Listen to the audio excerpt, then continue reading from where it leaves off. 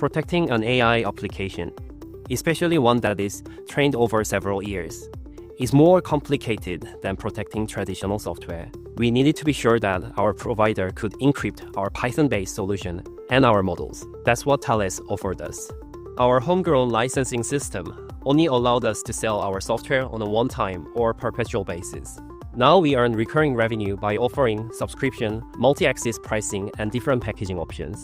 Our license provisioning is automatic, and with the Sentinel's customer self-service portal, they can activate their license on their own. They can choose the pricing models they prefer, like perpetual or subscription, feature-based or usage-based. It only took a month to implement. The Thales support team worked closely with us to make sure the platform aligned with our workflow. We didn't need to give up the licensing we had in place. We were able to merge our homegrown licensing along with the Sentinel's licensing. We're gonna expand our businesses to defense, smart home, and manufacturing industries. There are many different types of customers, and with Sentinel licensing platform, it will be much easier for us to provide our software to them.